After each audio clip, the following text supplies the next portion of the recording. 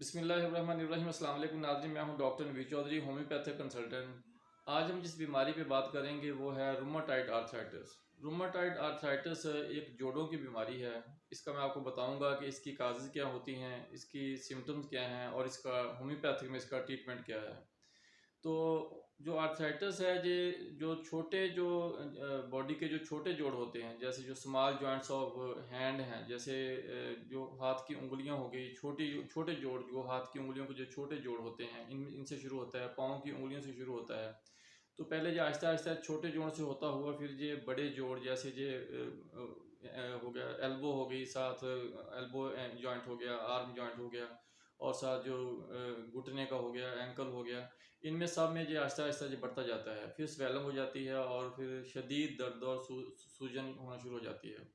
तो इससे ये होता है कि इसकी जो मेन जो इसकी वजह है, इसकी वजह जो हमारे जोड़ों के जो दरमियान में जो झिल्ली होती है वो फट जाती है, या उसके अंदर जो जो कॉर्डलेज होती है, जो चिकनाई होती है वो खुश्क होना शुरू हो जाती है, जो रोगन होता है वो खुश्क होना शुरू हो जाता है, जिसकी वजह से जोड़ आपस में फिर वो रगड़ खाना शुरू कर देते हैं, जिसकी वजह से फिर वो हाथों में, पाँव में, सारे जोड़ों में दर्द शुरू हो जाता है। तो ये बहुत बहुत ही तकलीफ दह बीमारी है और इससे मतलब ज़्यादा अगर इसका अर्ली स्टेज पे इसका अगर ट्रीटमेंट ना किया जाए तो ये इतनी ज़्यादा बढ़ जाती है कि इसका जो पेशेंट होता है उसके जोड़ जो हैं वो आहिस्ता आहिस्ता जैसे जैसे टाइम गुजरता है, जब बीमारी बढ़ती जाती है तो उसके जो जॉइंट्स हैं वो बिल्कुल टेढ़े हो जाते हैं, वो हड्डियाँ उसकी टेढ़ी होनी शुरू हो जाती हैं। तो उसमें इसकी शिद्दत इतनी ज़्यादा हो जाती है आहिस्ता आहिस्ता कि बंदा जो है, जो पेशेंट है इसका, वो अपने हाथ से, इवन कि वो अपना हाथ से जो गिलास पानी का गिलास है वो नहीं पकड़ सकता, खाना नहीं खा सकता, बहुत ज़्यादा प्रॉब्लम बन जाती है। तो इसके लिए नाज़रीन जो जो मेडिसिन होती हैं एलोपैथिक में वो तो मोस्टली जो हैं वो देते हैं वो स्टीरॉयड, जिससे जो मतलब रिलीफ मिलता है इसको, पेन को। लेकिन उसके अलावा भी कुछ और भी ग्रुप्स हैं जिनमें वो स्टीरॉयड, नॉन स्टीरॉयडल जिन्हें कहते हैं, जिसमें हाइड्रोक्सीक्लोरोक्विन होगी, मेथोट्रेक्सेट हो गई, लिफोरा हो गई, कारा टैबलेट हो गई, ये एलोपैथिक के मतलब ग्रुप्स हैं जो देते हैं, जिनसे मरीज़ को जो अफाका होना शुरू हो जाता है। मोस्टली जो जो पेशेंट इसके होते हैं वो ठीक हो भी जाते हैं, कुछ पेशेंट ऐसे होते हैं जो इन दवाइयों से जिनको फ़र्क नहीं पड़ता, बल्कि जो स्टीरॉयड चल रही होती है, स्टीरॉयड खाने से वो बंदे को, उनको, उसका पेशेंट का वेट जो है बढ़ना शुरू हो जाता है, उसका जो शुगर का को प्रॉब्लम होना शुरू हो जाता है, हाई ब्लड प्रेशर का मसला बन जाता है, तो सांस फूलना शुरू हो जाता है। स्टीरॉयड के काफ़ी ज़्यादा साइड इफ़ेक्ट्स होते हैं। तो इसलिए इसकी जो होम्योपैथिक में इसकी जो मेडिसन है वो ठीक है कि वो स्लो स्लो असर करती हैं, मतलब इसको, इस बीमारी को ज़रा मतलब लंबा टाइम लेती हैं इसको ठीक करने में, लेकिन उनका साइड इफ़ेक्ट नहीं है। वो जैसे जैसे बंदा खाता है आहिस्ता आहिस्ता उससे रिलीफ मिलना शुरू हो जाता है। तो इसमें जो इसके जो मेन टेस्ट होते हैं उसमें जो बीमारी का, इसका इलाज करने से पहले जो हम टेस्ट करवाते हैं उसमें सीबीसी हो गया, जिसमें ईएसएल वगैरह बढ़ा हुआ आता है। तो बाकी जो इन्फेक्शन के टेस्ट होते हैं वो भी बड़े हुए आते हैं, और ख़ास तौर पर जो इसका जो मेन गंठिए का जो टेस्ट होता है, आर्थराइटिस का टेस्ट होता है, वो है R A factor. R A factor अगर पॉजिटिव हो तो फिर ये बीमारी सारी ज़िंदगी, लाइफ टाइम ये बंदे के साथ चलती है। तो एक तो जोड़ों का दर्द ऐसा होता है जिसमें आर ए फैक्टर नेगेटिव होता है, मतलब उसमें रूमेटॉइड आर्थराइटिस वो नहीं होता, वैसे जोड़ों का दर्द होता है, उसमें आर ए फैक्टर नेगेटिव आता है, तो उसका इलाज जो आसान होता है और जल्दी होता है और मुश्किल बंदा ठीक हो जाता है।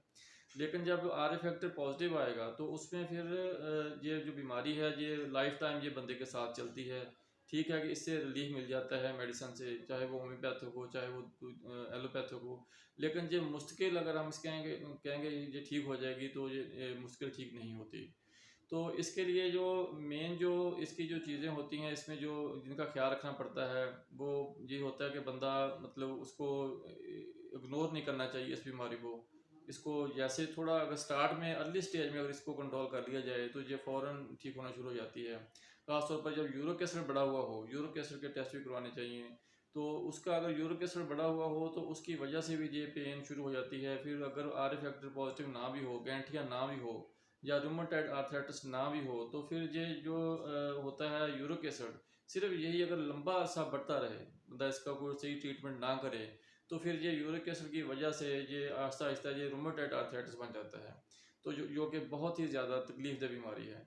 तो इसके लिए मैं आपको दो तीन चीज़ें बताऊंगा। एक तो ये है कि आपने अपना जो कैल्शियम और विटामिन डी को है उसको कम नहीं होने देना। अगर विटामिन डी और कैल्शियम की डेफिशिएंसी हो जाए तो उससे भी ये बीमारी अगर उनकी वजह से अगर होती नहीं है तो लेकिन उनकी वजह से बढ़ ज़रूर जाती है। ये अगर अगर उनमें डेफिशिएंसी है, कमी है या एचबी की कमी है, उसकी वजह से बीमारी बढ़ना शुरू हो जाती है। तो उसके लिए मैं आपको होम्योपैथिक की जो मेडिसिन है वो मैं आपको बताऊंगा। आपने वो अगर आपको इसका कोई या आपको किसी पेशेंट को इसका रोमेटॉइड आर्थराइटिस का मसला है तो आप उसको वो शुरू करवा दें। इंशाल्लाह उससे काफ़ी फ़ायदा होता है और वो पेशेंट जो है वो आहिस्ता आहिस्ता ठीक होना शुरू हो जाता है। नाज़रीन, एलोपैथिक में तो इसका जो ट्रीटमेंट होता है वो जो मैंने आपको मेडिसिन कुछ बताई थी वो लोग जो डॉक्टर हजरात हैं वो इस्तेमाल करवाते हैं। इसके अलावा अगर कुछ ज़्यादा सीरियस मसला बन जाए, ज़्यादा हो जाए, बंदे को चलना फिरना मुश्किल हो जाता है, बंदा खड़ा नहीं हो सकता है, इसकी जो जो सिम्टम एक मेन ये भी होती है कि ये जब बंदा सुबह अपने बेड से उठता है, सो के जब उठता है तो जब खड़ा होता है तो उसके पाँव पे वज़न नहीं आता। तो जैसे जैसे वो चलता है आधे पौने घंटे में, मतलब आहिस्ता आहिस्ता जैसे जैसे वो उसके मूवमेंट करते हैं जॉइंट्स जो हैं, तो वो मूवमेंट करने के बाद वो आहिस्ता आहिस्ता वो हीट अप होने की वजह से फिर वो आहिस्ता आहिस्ता वो उनका पेन कम होना शुरू हो जाता है। अकड़न बहुत ज़्यादा हो जाती है, स्टिफनेस बहुत ज़्यादा हो जाती है। तो वो जब जैसे अपने रोज़मर्रा के कामों में बिज़ी हो जाता है तो उसका वो थोड़ा सा उसको रिलीफ मिलना शुरू हो जाता है। जब अपनी कोई ना कोई मेडिसिन भी ज़ाहिर है सुबह के टाइम वो मॉर्निंग वाली अपनी खा लेता है। तो इसका जो होम्योपैथिक में जो इसका जो ट्रीटमेंट है वो मैं आपको बताता हूँ। इसकी तीन चार मेडिसिन ऐसी हैं जो मतलब इसको काफ़ी जिनके खाने से रिलीफ मिलता है और काफ़ी लोग यूज़ कर रहे हैं। मैं तकरीबन 15-20 साल से जो मेरे पेशेंट हैं उनको मैं ये यूज़ करवा रहा हूँ और इंशाल्लाह अल्लाह की मेहरबानी से उनको रिलीफ मिला है, उनकी सिम्टम में काफ़ी बेहतरी आई है। तो उसमें जो सबसे पहली मेडिसन है वो डॉक्टर विल्मर श्वाबे के जर्मन के ड्रॉप्स होते हैं, ब्रायोरियम। ब्रायोरियम आपने 10 कतरे सुबह, दोपहर और शाम पीने हैं, एक कप पानी में डाल के। और उसके अलावा दूसरी जो मेडिसिन है आर्निका 200। आर्निका जो होती है ये जो सोजिश होती है जॉइंट में, जो चुभन होती है, जो चुभन वाला दर्द होता है, बहुत शदीद जो दर्द होता है उसको ये ठीक करती है, सोजिश को ख़त्म करती है। ये भी 200 में लेनी है। और उसके अलावा स्टॉक्स जो है, जो स्टॉक्स का काम होता है कि ये जो जो जोड़ों के अंदर जो सॉफ्ट टिश्यू होते हैं उनको, ये डैमेज हो चुके होते हैं आर्थराइटिस की वजह से, उनको रिपेयर करती है। तो ये भी 200 में लेनी है, स्टॉक्स 200 होगी। और तीसरी जो मेडिसन है वो है कॉल्चिकम 200। कोल्चिकम, स्टॉक्स और आर्निका, ये तीनों मेडिसिन आपने 200 पोटेंसी में लेनी है। तीनों में से तीन तीन ड्रॉप्स एक कप पानी में डाल के, थोड़े से पानी में एक बूंद पानी का ले लें या एक कप पानी का ले लें, उसमें डाल के आपने सुबह और शाम दिन में 2 बार पीने हैं। तो याद रखिए कि ये 3 बार नहीं पीने। ये अक्सर पेशेंट को होता है कि वो दिन में 3 बार पीना शुरू कर देते हैं कि जल्दी फ़र्क पड़ जाएगा, लेकिन जो 200 मेडिसिन होती है वो या तो दिन में 1 बार लेते हैं या फिर वो अगर ज़्यादा कोई मसला हो तो फिर दिन में 2 बार। जब जब 2 या 3 हफ्ते पीने के बाद जो थोड़ा सा रिलीफ मिल जाए, पेन वगैरह कम हो जाए, तो फिर दिन में 1 बार कर लेनी चाहिए। तो एक बार जिसको इस्तेमाल करने का तरीका ये है कि फिर पहले तो ये तीनों मिला के पीनी है सुबह शाम। अगर जब ठीक होना शुरू हो जाए मसला, 2-3, मेरा ख्याल है कि विदिन 2 से 3 वीक्स में ये इसकी बेहतरी आना शुरू हो जाती है। उसके बाद 3 हफ्तों के बाद आप कह लें कि इसको आपने फिर दिन में 1 बार कर देना है। जो ब्रायोरियम ड्रॉप्स हैं वो सुबह शाम, सुबह दोपहर शाम ही चलते रहेंगे, वो कम नहीं करने। उसकी रूटीन यही चलती रहनी है, तकरीबन 2 से 3 मंथ जो है वो ऐसे ही चलनी है। लेकिन जो बाद वाली मैंने जो 3 मेडिसिन आपको बताई हैं, ये 3-3 कतरे सुबह शाम पीने हैं। तीनों में से मिला के जब रिलीफ मिल जाए 3 या 4 हफ्ते के बाद, फिर आपने ये दिन में 1 बार पीनी है। तो जब दिन में 1 बार पीनी है, इसका तरीका ये है कि इसको इसमें से एक मेडिसिन जो है वो सुबह पीनी है, दूसरी दोपहर को पीनी है, तीसरी शाम को पीनी है, अलग अलग पीनी शुरू कर देनी है। तो एक मेडिसिन की बारी फिर वो 24 घंटे के बाद आएगी, मतलब दिन में 1 बार वो उसका डोज उसकी हो जाएगी। ऐसे आपने ये शुरू कर लेनी है, इंशाल्लाह इससे बहुत बेहतरी आएगी। और अगर इसके अलावा किसी को ऐसी कोई, या इसके पीने के बावजूद आपको कोई रिलीफ नहीं मिल रहा या कोई बेहतरी नहीं आ रही, तो फिर मुझे आपने कमेंट्स में आपने बता देना है। मैं आपको इसके अलावा भी मेडिसिन, इसके और ग्रुप्स भी होते हैं, वो मैं आपको बताऊंगा इंशाल्लाह। फिर वो बंदा दवाई मेडिसिन को चेंज भी कर सकता है। तो इसके अलावा जो इसका परहेज़ होता है, इसमें जो रेड जो मीट है उसका परहेज़ करना है, चावलों का करना है, और जो तली हुई चीज़ें, बाज़ार की बेकरी की चीज़ें, मैदे से बनी हुई चीज़ें, उनका मुकम्मल परहेज़ करना है। जिसमें कार्बोहाइड्रेट ज़्यादा ज़्यादा होते हैं उनका परहेज़ करें। तली हुई चीज़ों का तो मतलब बहुत ज़रूरी है कि उनके उनसे उनसे जो कार्बोहाइड्रेट्स बनते हैं उसकी वजह से इसमें ज़्यादा स्टिफनेस शुरू हो जाती है जोड़ों में। तो ये आपने परहेज़ भी करना है साथ, और पानी का इस्तेमाल ज़्यादा करना है। पानी आर्थराइटिस में, रूमेटॉइड आर्थराइटिस में पानी पेशेंट जितना ज़्यादा पीता है तो वो उतना मतलब उसको ज़्यादा रिलीफ मिलता है। लेकिन कोशिश करें कि गर्म पानी इस्तेमाल करें, नीम गर्म पानी। तो जो गर्मियों में आप ठंडा बर्फ़ वाला पानी इस्तेमाल नहीं करेंगे, वो आप जो नॉर्मल पानी होता है वो पिएँ। लेकिन सर्दियों में नीम गर्म पानी का इस्तेमाल करें, जब भी पीना है तो नीम गर्म पिएँ और ज़्यादा पानी इस्तेमाल करें। तो कोल्ड ड्रिंक्स वगैरह हो गई, बेकरी की चीज़ें हो गई, कोक शोक हो गई, मतलब पेप्सी वगैरह जो कोक ज़्यादा लोग इस्तेमाल करते हैं वो सारा बंद कर दें।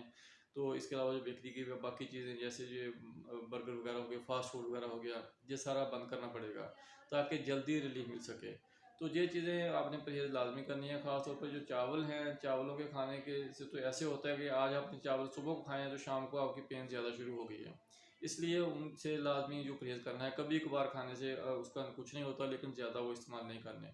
तो ये जो मैंने आपको बातें बताई हैं, सबका ख्याल रख के आपने इसका ट्रीटमेंट शुरू करना है। ये नहीं है कि मेडिसिन चलती रहे, सारा बदपरहेज़ी भी करें तो उससे फिर फ़र्क नहीं पड़ेगा या कम पड़ेगा।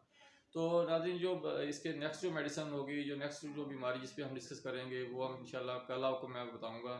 तो उसके जो जो भी मतलब वीडियो होगी वो आपको मैं सेंड कर दूँगा इंशाल्लाह। तब तक के लिए इजाज़त दीजिए। अल्लाह हाफ़िज़।